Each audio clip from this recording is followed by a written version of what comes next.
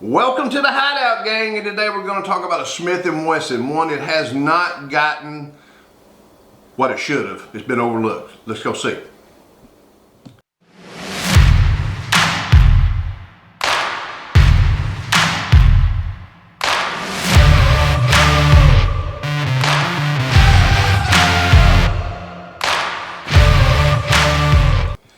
Okay, gang, welcome to the Hideout, and today we're going to talk about a pistol that has not got enough attention one way or the other.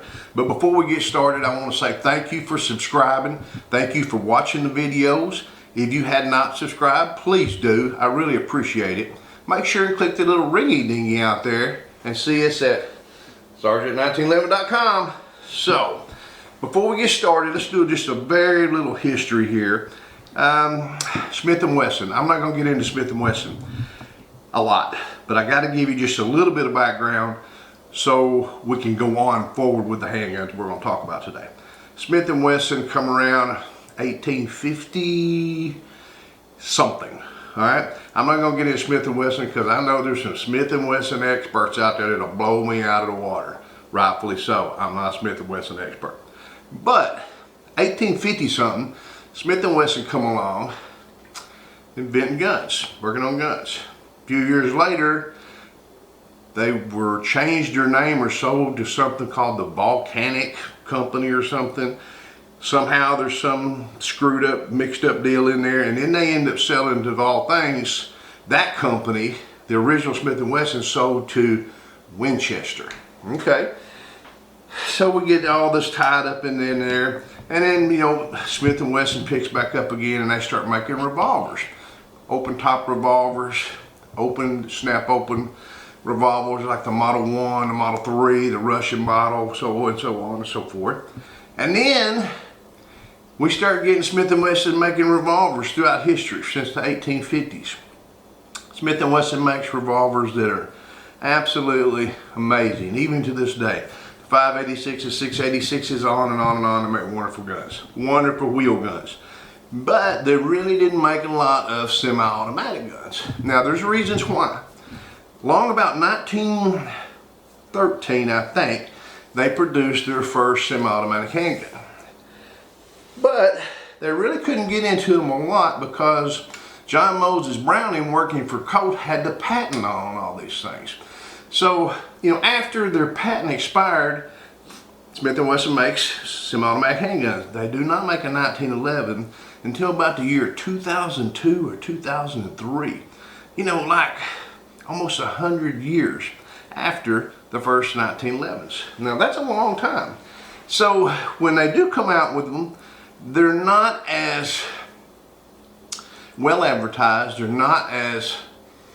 don't have the history behind them. We've already got hundreds of manufacturers of clones in the Philippines and everywhere else. So for Smith & Wesson to come out with a 1911, it's really something new and kind of unexpected for a handgun company who's never made one to do this. But 2002 or so, they come out and they release a 1911. So today we're going to look at a Smith & Wesson 1911. Now, this is my size. You guys will recognize it as the commander size.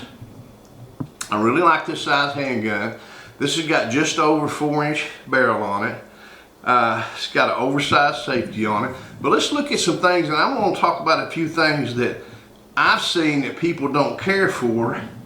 And I don't know how true or not that can be. I'm sure some people do not like it, but as to why, I don't know.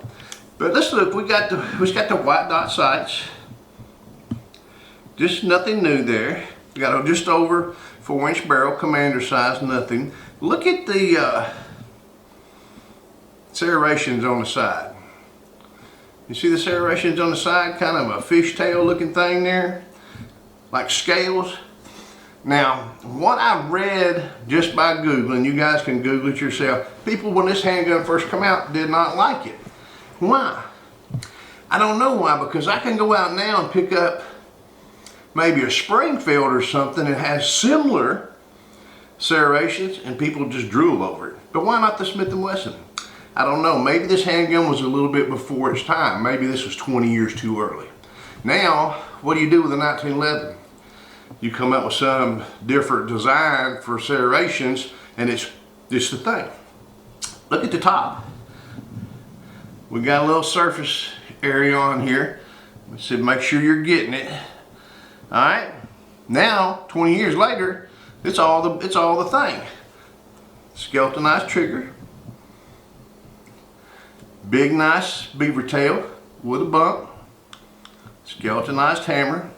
This one does have ambidextrous safety. Take a look at it. Now that's the one thing about this handgun you guys who subscribe to the channel are going to know. I'm not an ambidextrous guy. The pistol grips, look at the pistol grips. They're a laminated wood, which I think are quite attractive. They're not G10. So somebody showed me a nice handgun today that does not have a G10 pistol grip on it. I mean, it's probably going to be a pretty good. We got checkering on the back. We got checkering on the front. And of course, we got the bobbed off tail. This right here, you guys will know, this is my size of carry gun. This one's 45 ACP, which I prefer over a 9mm. It's the right size. You know, you can go buy you, let's say you go spend, Lord, let's get crazy. Let's go spend $350, $375 on an elephant skin holster. What would you buy? I would buy one $375 holster, absolutely hand-stitched elephant skin, eel, whatever, built for a commander size 1911. Because why? This is the perfect carry size. So whether I had a Colt, I had a Smith Wesson, I had a Ruger, I had a SIG, I had a Dan Wesson, whatever commander size I would buy would fit that one $375 holster. Got it made. You know, this thing is a nice little handgun. It's, you know, I'm gonna drag it out here and check the hammer on it, check the trigger on it. It's a little stiff, probably could use a little oil. We'll have a look at it before we take it outside. Turn this on. I don't expect this to be really, really good. Like I said, it's a little stiff, probably could use some more. 5.9. You know, that's probably about like any standard out of the box production 1911, other than a SIG or something up there. You know, SIGs run a little lower, and then when you start talking Dan Wessons and things, they get a little bit better. But 5.6. So, you know, we're talking about a standard out of the box trigger. People that I seen when I was just looking around who wanted to complain about the serrations, man, I just don't see it. You know, if you don't like it, that's okay. Go buy you something else. But, you know, this seems to be a nice little pistol. I don't think there's anything about it. It's got a full-length guide rod in it. You know, I'm sure, you know, Smith & Wesson, you know, they may have waited 150 years to build a 1911, but I'll guarantee you, when we get out here and make it go bang, bang, bang, they probably did it right. Let's go see. Okay, gang, we're out at the range. It's an afternoon shoot. Sun's right there. We're going to have to get the tree just right. But we got with us the Smith & Wesson SC E-Series. Now, I'm not really sure what the E-Series mean, except I'm kind of thinking it means it's the Smith & Wesson's shop of this design with the fish scales on the pistol grip and whatever. You know, it's commander size 45 ACP. You know, I've not done anything with it right. To me, Smith & Wesson is going to hard, you know, well, they do make some lower end, and I don't mean to say lower end. They do make some handguns that are less expensive. You know, you guys have heard me say Grandpa says you pay a nickel for something, you get a nickel's worth, and I think that still stands true today. But you know, this is not a nickel handgun. I think I like it. One of the things I just noticed, and I'm gonna turn around and you can see, you've probably seen it inside when we were looking at the sights, but we got some serrations on the back of the slide here. Now, I had not noticed that. And that's something I don't see on other handguns. I don't know why you would put it there unless the slide's not going forward and you need to push it, but you know, hell, it's there, so maybe it's there for a certain purpose. We're gonna fire it up and see. I got 4 magazines. I had to rob for a couple. I got 3 magazines. One that come with it, nice looking .45 ACP. We're gonna try it and see. Let me lock a slide back, put my hearing protection on, take a few shots. You know, had a comment here a while back about my bad guys down there looking bad. That means I'm hitting the target. You know, that's what that means. It means I'm doing a good job. Let's take a look and see. Got an external extractor.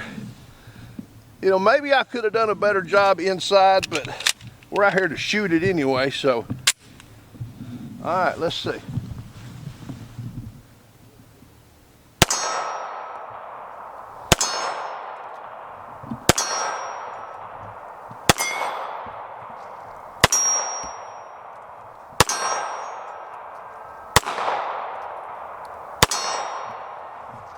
Feels good. Feels good. Nice. Trigger feels pretty good on it. Slides pretty tight. Got a real short reset. You guys seen had like a 5-pound trigger. Reset is short. I'm gonna turn around so you can see this way. Trying to keep my right hand. Right there it was. That's all it was. Real short. I don't think there's anything not to like. Let me make this comment about it though. Excuse me. Around my neck of the woods, I do not see Smith & Wesson 1911s. I have seen one other. The chief of police carried one. No one else. I've not seen one in the range. I've not seen one on sale anywhere. I just don't find them. Now, you may go to Connecticut, Nevada, Colorado, Massachusetts, New York, and find Smith & Wesson 1911s. I just don't see them around here. Obviously, they can be had, but they're just not that popular. You know, you see more damn Wessons and SIGs and stuff like that here. What I do like about it, the magazine release is light. And you guys will know I adjust my magazine releases down by cutting some of that spring off. Let's go ahead and shoot another magazine. Now, these are not magazines that came with a handgun, but I'm going to hope that they're good enough to run. Let's see. Let's try that guy on the left. I don't shoot him as much. All right. I'm not shooting so well. Got a little bit of recoil on it. I don't know. I need to shoot a little bit more. I've not been able to do as much shooting lately as I want. I mean, just slow down. See if I can put the steel on the target.